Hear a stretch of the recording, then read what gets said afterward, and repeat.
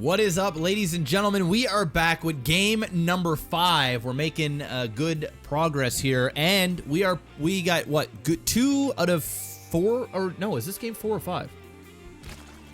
This might be 4. This is 4. This is 4. Okay, so game 4. Sorry, 2 out of 3. Good games. Oh yeah, we're batting way higher percentages than we did in the last series. By miles. Yep. So let's hopefully keep that up. Mr. MaximusBlack. Yes, sir. Hit me up with the sound of trying to select units in StarCraft 64.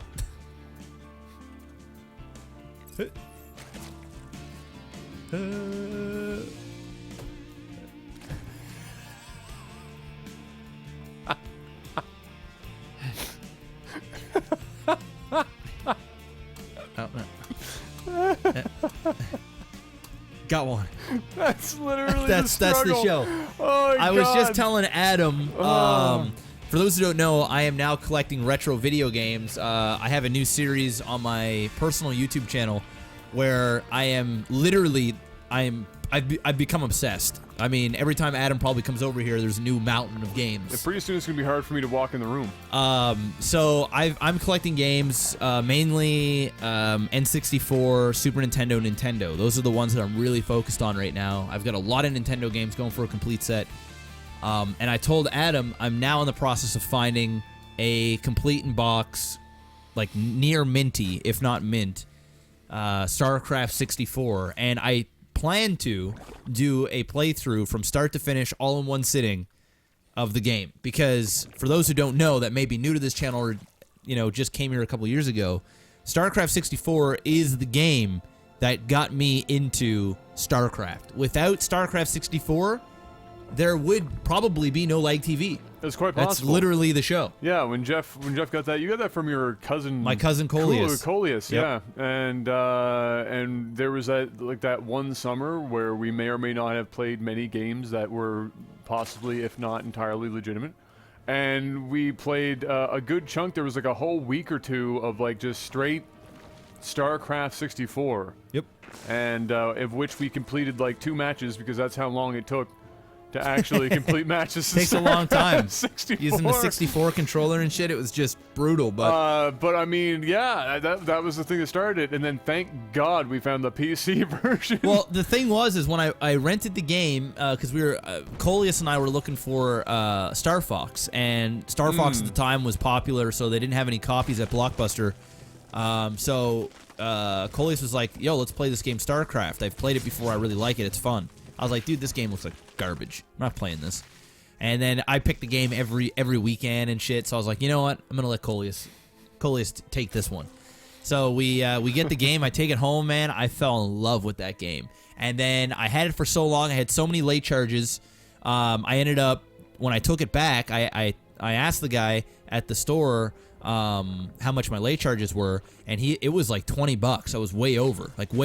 Almost but the game was like $50 or whatever. Didn't you just buy the game outright? I ended up just buying the game outright, and he said, after I bought the game, he said, don't you know that this is on PC? Like, why are you playing it on the N64? And I was like, whoa, it's on the PC, and boom, got it. Literally went and bought it for the PC and was hooked, guys. Oh yeah, it was bad. Hooked. I mean, those were the days when the passion was so real. Like, I remember when StarCraft 2, the beta came out, this was like the Husky and HD days. Yeah. And I first got that game and we thought of doing LAGTV and all this other shit. I was like, I would stay up till we all-nighters. And at the time, I had a faulty stick of RAM in my computer. Yeah, so every other out. game, I would just get dropped, and I didn't care. I just kept wanting to play. And it was like that when I first got StarCraft, man. It was one of those games that just got me. And speaking of getting you, oh wow, he had a good position there. I probably would have taken that fight with the spine crawlers. Yeah, absolutely. And he's got queens, but it is what it is. Before I continue talking about StarCraft 64, there's a proxy hatch. There's a proxy hatch going on here and a fairly aggressive attack. I mean, there's a lot going on. There's a lot of lings though. We got One Shot Man, the relative of One Punch Man from Chicago. And in the bottom right position we have La Susie, or La Suze, I'm going to call him Lazy Susan. There you go. And I'm calling him ultra lazy until right now, where he finally decided to just leave the base and go do some shit. Because you got to know, Blue has nothing back home when he's put that much into something right outside your front door. Yeah, very, very smart move here from Lazy Sue, and Lazy is just going to go right up into this. Oh, never mind. We've got a bunch of roaches here at the ramp. Very smart. I lied. And look at that. He put some hearts there. Oh, that's a new thing on Battle.net. The emotes. Oh! They just get emotes all over the place. I don't know what I was playing. We've caught up to the 90s. I was seeing thumbs up. I was seeing GGs. I was seeing hearts. I was seeing kisses. I was seeing everything. But Jeff, are there butts? No, there's no butts. There's no butts? No. So they're taking up Twitch's policy on the lack of butts? Have you not heard about that? I've never heard of that. Oh, there was like this is the fucking like Spanish Inquisition type shit with friggin' getting rid of emoticons that resembled oddly specific forms of butts. Oh, okay. Like there's an entire like written statement plus fact that outlines what is okay and not okay for an emoticon to have in terms of a butt. Yeah. People have way too much time on their hands, man. It's way too much time. It's a few. It's just way too much time. It's a few. Yeah. Yeah. Well, if there's nothing else happening, which I guess there's not. You know, this is an interesting game because we've got one shot inside his natural mining, getting a bunch of roaches. I mean, right now what would be nice for one shot is to get into banelings. He knows that his opponent is going heavy lings. Having banelings, just even like 3 or 4 of them in this composition would be just devastating.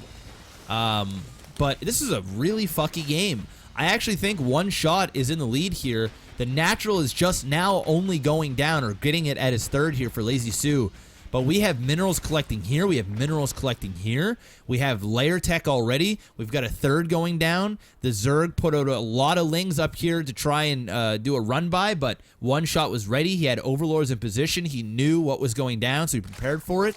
Very well done here from one shot. And although Lazy Sue got a baneling's nest, that's not going to do anything against this composition. Those banelings are just going to run in here and just get soaked up, and that's the show. In fact, these roaches and queens alone is getting to the point where I think it's going to get real close where he can just start moving in. Yeah, that's what I was going to say. He's awfully damn close to doing that, especially if he gets himself, if he like follows the wall down here to the bottom and just kind of circles around. Oh, down this way? Just anywhere he can put himself in a corner where he can't get surrounded by the Zerglings is going to be in his favor, and I think you're right. He's getting awfully close. And on top of that, he has a spire that is nigh on completion, and so not only is he going to have the roaches, he's going to have Mutalisk coming out of the gate soon, while his opponent is staunchly parked in the Baneling and Zergling camp.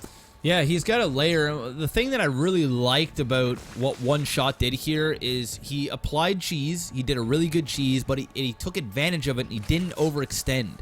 A lot of cheesers go, well, I'm here. I may as well go for it. And he knew the position that he was in. He knew his opponent was still on one base, or he had very good reason to believe that, just judging by how many larvae and lings were produced and spine crawlers.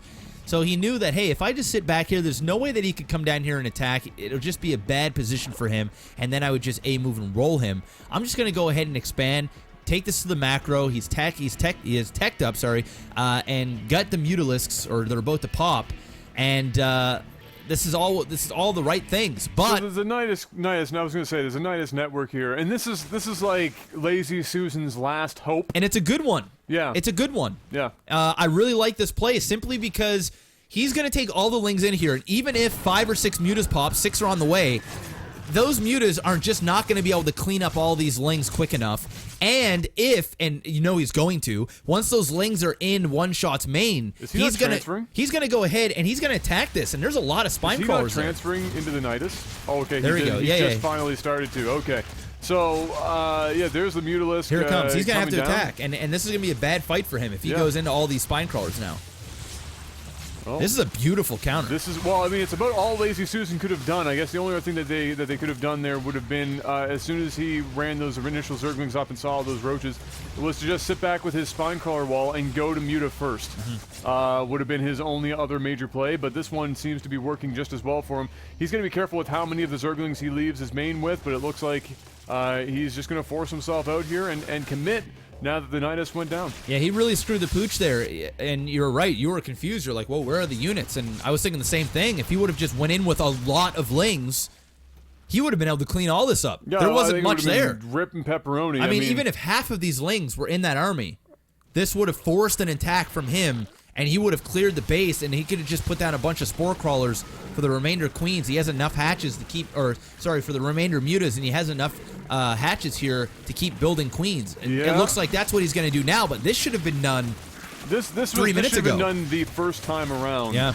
I mean, I guess in Lazy Susan's favor, nothing was put in place to stop a second round of this, and so he's going to have that as an opportunity. And thankfully, with the few spore crawlers that he has, it seems to be just enough of a deterrent to stop one shot from working his way in, and he's going to be forced to go back and stop him from killing off his spire, which is really his major lifeline in this match. Yeah, problem is now that couple of minutes that he bought, he has more mutas out. Before he only would have had 6. Now he's got, you know... And the food count is just huge now. 22. I mean, if the first round of that Nidus had gone through and just wiped everything out, which it could have with the number of lings that he had, then this would have been game over. But at this point, there's literally nothing that I can think of without one-shot man throwing an ultimate LAGTV style. Yep. For Lazy Susan to do to come back into this game. I just can't think of it. Well, there's no universe in which he can win. He just doesn't have tech. He doesn't have enough queens. He's just gonna get eaten apart slowly. The only way I see this ever coming for a victory for Lazy Sue is if he can somehow get up like 15 spore crawlers here, and just manage to hold off a big attack here. But these mutas are gonna eat these spine crawlers. There's just no way. This is it. This is the show. Yeah. So back to N64, StarCraft 64. Oh yeah. But yeah, like I was saying, the passion was real. I mean, I loved that game, and I can't wait to play it. I'll probably hate it now. Oh, you're gonna hate yourself for making yourself play it. But it'll be nostalgic, and I look forward to getting the game, especially since like I'm a video game collector now, and yes, the game is expensive, it's rare, but I feel as though if I'm gonna spend a good amount of money on a game, that ought to be the game. Yeah, that's one. Because it is literally, I'll put it in the case. There's a lot of stories to be told for that piece in particular, and it's just one of those things, man. A game that literally molded your whole life, like that. That's the show. I think that's like, you know, for me, I'm not like some sort of video game collector, but there are things that I want to own, and if for me it would be, for you it's StarCraft 64, and for me it's it's Morrowind. It's a boxed limited edition Morrowind that is incredibly hard to fucking come by. That's the one for me. There's one on eBay that is signed by the development team. Oh shit! Sealed boxed limited edition, signed. How much? Over $2,000, I think. Yeah. You better love Morrowind. Damn. I don't love it that much. No. I can tell you that much. No. But I'm sad but because... it would be a pretty sick piece. I'm sad because the only art of Morrowind was an included little booklet that came in the collector's edition. They never released an art of Morrowind, like, for the concept art and stuff. They never released one separately. So it's one of those things that... yeah, I think it's either 1,200 or 2,200. I can't remember what. Interesting. Yeah. That's pretty dope. Well, there you have it. Another good game. I mean, it's not a bad game at all. No, that was actually a really solid game. And just, you know, Lazy Susan did right by choosing to go Nidus. I think it was just the under commitment or the lack of commitment to that first Nidus attack that really screwed them. Yep. Because I think that like we mentioned before, it could have been game over from that first Nidus attack, or at least given them an opportunity to properly win, but no dice. Yeah, so there you have it, guys. I'm not going to do any shameless plugs. We did that for the last few games, so if you just want to enter in the giveaway, link is in the description below. Make sure you do that if you're watching on stream. ! Giveaway and sign up. Go, go, go. We will see you guys for game number 5 right after this. Citicity.